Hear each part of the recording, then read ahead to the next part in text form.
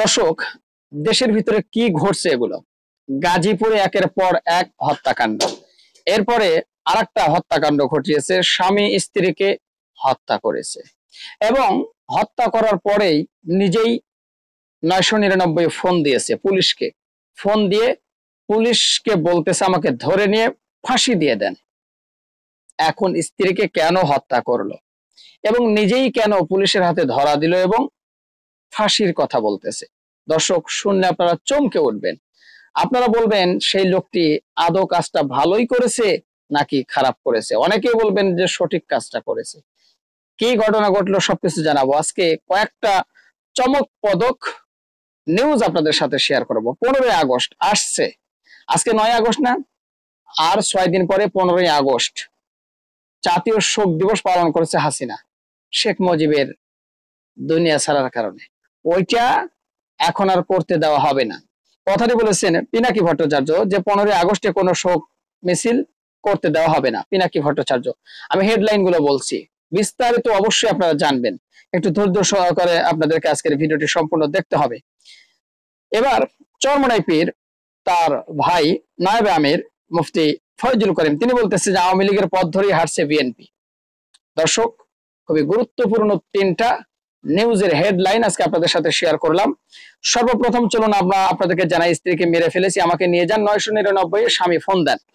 এখন নিজের স্ত্রীকে নিজেই হত্যা করে, কিভাবে হত্যা করলো, কেনই বা হত্যা করলো, আবার পুলিশের কাছে নিজেই ধরা দিল, একটু বিস্তারিত চলুন আপনাদেরকে জানাই।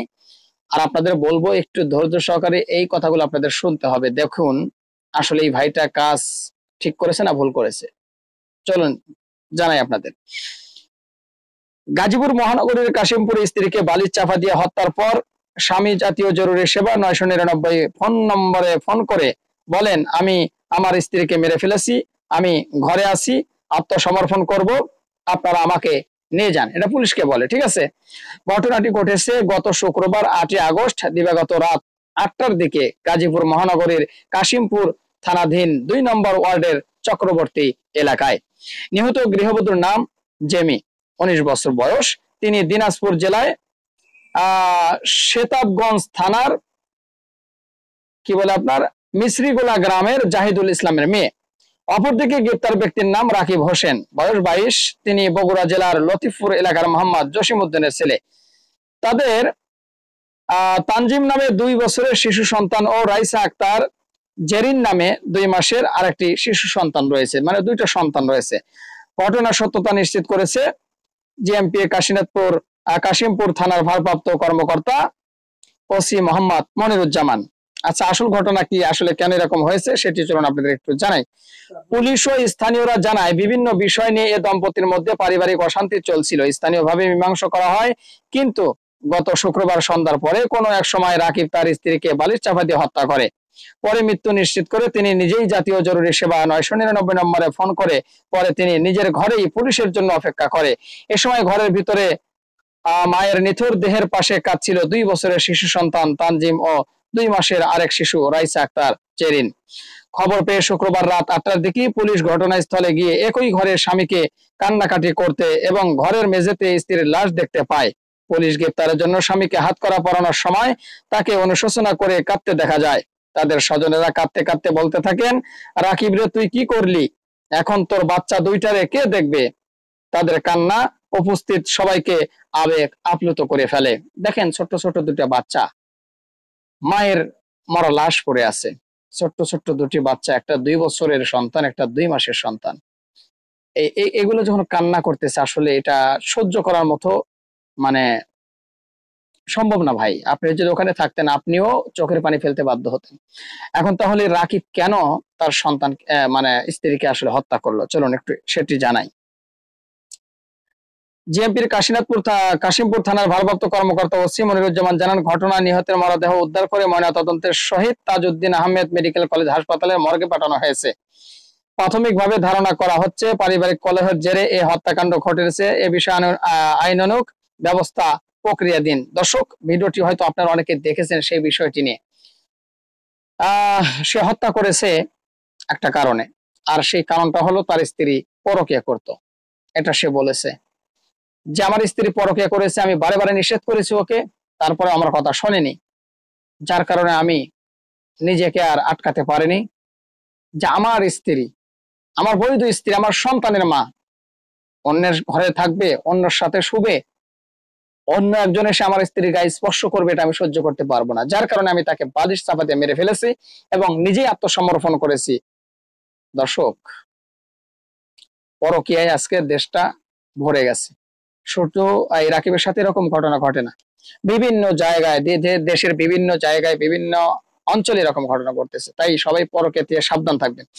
দ্বিতীয় নম্বরে যে ভিডিওটি আপনাদের সাথে এখন আমি শেয়ার করব বা যে নিউজটি আপনাদের সাথে শেয়ার করব, মুফতি ফয়জুল করিম চরমোনাই, ইসলামী আন্দোলন বাংলাদেশের উনি উনি বলতেছে যেই পথে হাঁটেছে আওয়ামী লীগ সেই পথে হাঁটছে বিএনপি। আসলে কেন বিএনপি কে উদ্দেশ্য করে এমন কথা বললো? ইতিমধ্যে আমরা কয়েকদিন ধরে, বা কয়েকদিন না, প্রায় অনেকদিন ধরেই মানে নেশা করে গাঁজা খাই, চরমোনাই পীর সাহেব চরমোনাই, এরকম স্লোগান কিন্তু দিচ্ছিল বিএনপির নেতা নয়ন। একের পর এক কিন্তু বিএনপিরা, জামাত ইসলাম, রাজাকার, এই মুহূর্তে বাংলা স্যার, চরমোনাই, ইসলামকে গাঁজাখোর, মানে নানান ধরনের, অর্থাৎ টুপিওয়ালা যারা আছে, ইসলামপন্থী যারা আছে, তাদেরকে নিয়ে কিন্তু বাজে ভাষায় স্লোগান দিয়েছিল বিএনপির নেতা কর্মীরা। তারপর থেকে দেখা যাচ্ছে যে বিএনপির বিরুদ্ধে সবাই লেগে গিয়েছে। ইতিমধ্যেই চরমোনাই আসলে কি বলতেছে ফয়জুল করিম, চলুন আপনাদেরকে একটু বিস্তারিত যায়, তাহলে সবকিছু জানতে পারবেন। ইসলামী আন্দোলনের সিনিয়র নায়েবে আমির ও শায়েখে চরমোনাই মুফতি সৈয়দ ফয়জুল করিম বলেছেন, বিএনপির প্রতিষ্ঠাতা শহীদ প্রেসিডেন্ট জিয়াউর রহমানের আদর্শে বর্তমান বিএনপি নেই। তারা ফ্যাসিস্ট আওয়ামী লীগের পথ ধরেই হাঁটছে।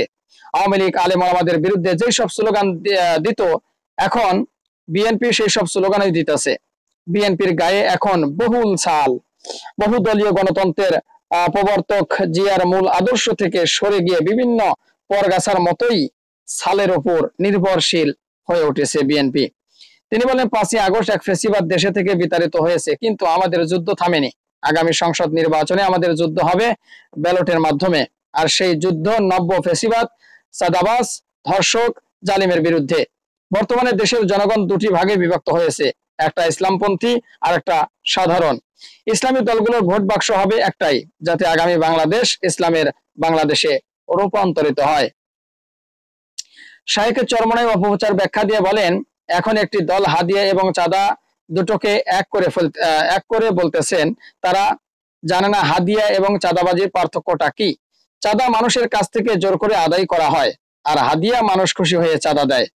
চাঁদা না দেওয়ায় নির্মমভাবে মানুষকে হত্যার ঘটনা আছে, কিন্তু হাদিয়া না দিলে কষ্টদায়ক কোনো কথাও বলা হয় না। অর্থাৎ উনি বোঝাতে চেষ্টা করেছেন যে চাঁদা যদি না দেয় তাহলে তাকে হত্যা করা হয়েছে, এরকম ঘটনা বাংলাদেশে ঘটেছে। কিন্তু হাদিয়া চাওয়া হয়েছে, কেউ যদি হাদিয়া না দেয়, বা আমাদের হয়তো সংগঠনে কাজ করা লাগবে, যদি আপনি পারেন 100, 200, 500, 5,000, 10,000 দেন, এরকম আলেম ওলামা বলে থাকে, তাই না? যদি কেউ না দেয় তাকে কষ্ট দেয়, কথা বলা হয় না, হ্যাঁ তুই দিলি না কেন, দিবি না কেন, তুই সংগঠনের লোক না, এরকমও বলা হয় না। সে যদি না পারে দেয় না, এটাই বোঝানোর চেষ্টা করেছে শায়েখে চরমোনাই। দৃঢ় কণ্ঠে তিনি বলেন, পিয়ার পদ্ধতির বাইরে জাতীয় নির্বাচন দেশের জনগণ মেনে নিবে না। এদেশের ইসলামী শক্তি ঐক্যবদ্ধভাবে দেশের জন্য কাজ করে যাচ্ছে। সোনার বাংলা, ডিজিটাল বাংলা, স্মার্ট বাংলা সহ বহু বাংলা স্বাধীনের পর থেকে দেখে আসছি, আগামীর বাংলাদেশ হবে ইসলামের বাংলাদেশ। আপনারা কারা কারা চান যে আগামীর বাংলাদেশ হবে ইসলামের বাংলাদেশ? আমাদের সোনার বাংলাদেশটা ইসলামী হুকুম অনুযায়ী চলবে। দেখেন, এই যে দেশের মধ্যে গাজীপুরে দেখেন সাংবাদিক তুহিনকে হত্যা করা হলো, শুধুমাত্র কিসের জন্য? অপরাধটা কি ছিল? চাঁদাবাজির ভিডিও করার কারণে, এটা আমরা জানি।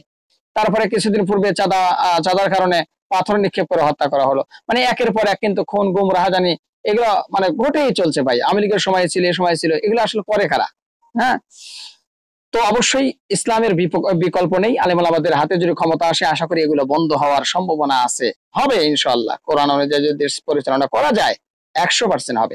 কারণ কঠিন থেকে কঠিন বিচার যখন হবে, মনে করেন ধর্ষণ করেছে, তার মনে করেন যে একদম ঝোপা সহকারে, টুনটুনি সহকারে মনে করেন কেটে ফেলে দিল, ও আর দর্শন করবে কিরে ভাই? ওরা তো দাঁড়ানোর জিনিসই নাই। ওরে হত্যা করতে বলছি না, ওরে এইটা করে দিয়েন। দেখেন, আর দর্শকরা দর্শন করবে না, ধরা পড়লে যদি ওইটা নিয়ম করা হয়, বুঝেন নাই? আচ্ছা চলুন তারপরে জানাই। ইসলামী যুব আন্দোলনের প্রতিষ্ঠা বার্ষিকী সমাবেশে প্রধান অতিথির বক্তব্যে সব কথা বলেন। ঝালকাঠি কেন্দ্রীয় ঈদগাহ শুক্রবার বিকেলে এ সমাবেশ অনুষ্ঠিত হয়। তো যাই হোক, এবার আমরা 3 নাম্বার যেটি আপনাদের সাথে শেয়ার করব, 15 আগস্ট শোক দিবস পালন করতে দেওয়া হবে না, পিনাকি ভট্টাচার্য। দর্শক, আগে পুরো নিউজটি শুনুন, তারপরে আপনাদের মতামত জানাবেন যে পিনাকি ভট্টাচার্যের কথার সাথে আপনারা একমত কিনা। 15 আগস্ট শোক মিছিল আয়োজনের বিরুদ্ধে কড়া হুঁশিয়ারি দিয়েছেন লেখক ও অ্যাক্টিভিস্ট পিনাকি ভট্টাচার্য। আর শনিবার 9 আগস্ট নিজের ভেরিফাইড ফেসবুক অ্যাকাউন্টে এ পোস্টে তিনি এই বার্তা দেন। পোস্টে পিনাকি লেখেন, 15 আগস্টে কোনো শোক মিছিল করতে দেওয়া হবে না। ধানমন্ডি 32 নম্বর অভিমুখে যে মহাপুরুষই আসুক না, আসার চেষ্টা করুক, পরিণতি ভালো হবে না। Mind it. ঢাকা শহরে আরেকটা যুদ্ধক্ষেত্র বানায়েন না মেহেরবানি করে। অর্থাৎ শেখ মুজিবের বাড়ি 32 নম্বর যে ভাঙিয়ে দেওয়া হয়েছে সেটা আমরা সকলে জানি। সেখানে অনেক ঘটনা ঘটেছে, যেই শেখ মুজিবের বাড়ি থেকে লাশ পাওয়া গেছে, মাথার খুলি পাওয়া গেছে, চুল পাওয়া গেছে, কত কিছু ঘটলো সেখানে। তো সেই শেখ মুজিবের বাড়ি গিয়ে যদি কেউ 15 আগস্ট শোক মিছিল পালন করার চিন্তা ভাবনা করে, তাহলে একটা যুদ্ধক্ষেত্র ঘটবে। দয়া করে সেখানে কেউ আসবেন না। এটা কিন্তু বার্তা দিয়েছে পিনাকি ভট্টাচার্য। কারণ 32 নম্বর ভাঙার পিছনে কিন্তু পিনাকির বড় ধরনের হাত আছে। কারণ পিনাকি সাংবাদিক ইলিয়াস এরা একটা মানে কথা বলেছিল, যার কারণে কিন্তু মানুষ ঝাঁপিয়ে পড়েছিল সেটা ভাঙার জন্য। তো তাই কিন্তু তিনি এই কথাটা বলতেছে। হ্যাঁ, তিনি আরো লেখেন, মনে রাখবেন ধানমন্ডি 32 নম্বর ফেসিবাদের তীর্থস্থান। ফেসিবাদের তীর্থস্থানের যে কোনো গ্লোরিফিকেশনের প্রচেষ্টাকে সর্বশক্তি দিয়ে জনগণ রুখে দেবে। কোন কনসিকুয়েন্সের কথা চিন্তা না করেই ইনকিলাব অভিভক্ত জিন্দা হায়, ইনকিলাব अभी तक जिंदा है, হিন্দিতে বলছে। সম্প্রতি সামাজিক মাধ্যমে একটি বিষয় ভাইরাল হয়, যেখানে দাবি করা হয় যে 71 মঞ্চ ব্যানারে কিছু ব্যক্তি 15 আগস্ট ধানমন্ডি 32 নম্বরে যাওয়ার পরিকল্পনা করছে। অর্থাৎ আওয়ামী লীগ হয়তো এই পরিকল্পনা করছে, কিন্তু এদিক থেকে পিনাকি ভট্টাচার্য আগে থেকে সাবধান করেছে, যদি কথা না শোনা হয় তাহলে কিন্তু বড় ধরনের কিছু ঘটতে পারে। তো দর্শক, আসলে আমি 3টি বিষয় নিয়ে আজকে ভিডিওটি সাজিয়েছিলাম এবং 3টি নিউজ আজকে আপনাদের সাথে শেয়ার করলাম। প্রথমটা ছিল পরকীয়া। তো পরকীয়া যে রাকিব যে কাজটা করে, তার স্ত্রীকে বালিশ চাপা দিয়ে হত্যা করে, সেটা কি আদৌ কাজ করেছে, ঠিক করেছে? আসলে দেখেন, পরকীয়া এখন মানুষ জড়িয়ে গিয়েছে। আমি দুটি কথা বলে ভিডিওটি শেষ করব। যারা প্রথম থেকে এই পর্যন্ত ভিডিওটি দেখছেন, একটু দুটি কথা শুনে যান। আর দেখেছেন কিনা একটু কমেন্ট বক্সে জানাবেন, আমার কথার সাথে একমত কিনা আপনারা। দেখেন আমি কি বলতেছি। পরকীয়া যারা করে, অবশ্যই আপনার স্ত্রী যদি পরকীয়ার মধ্যে লিপ্ত হয়ে যায়, তাহলে আমি বলবো আপনি আপনার স্ত্রীকে তালাক দিয়ে দেন ভাই। এইরকম নিজের হাতে আইন তুলে নেবেন না, এটা আসলে দণ্ডনীয় অপরাধ। আসলে জানি ওই সময় মানুষের ভিতরে হিতাহিত জ্ঞান থাকে না এবং মানুষ সহ্য করতে পারে না যে আমার স্ত্রীর শরীর অন্য একজন স্পর্শ করবে।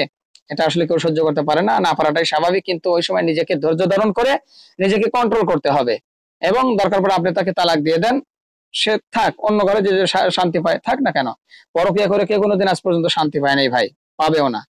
দ্বিতীয় নম্বরে শায়খা চরমনাই আপনারা শুনলেন যে বিএনপি কে উদ্দেশ্য করে কিছু কড়া ভাষায় কথা বলেছে। কারণ আলেম ওলামাদের বিরুদ্ধে যেভাবে বিএনপি নেতা কর্মীরা স্লোগান দিয়েছে, সেটা আসলে অশ্লীল ভাষা, সেটা মেনে নেওয়ার মতো না। সেটা আসলে খুবই দুঃখজনক বলে আমি মনে করি। তো আপনারা কি মনে করেন সেটা জানাবেন।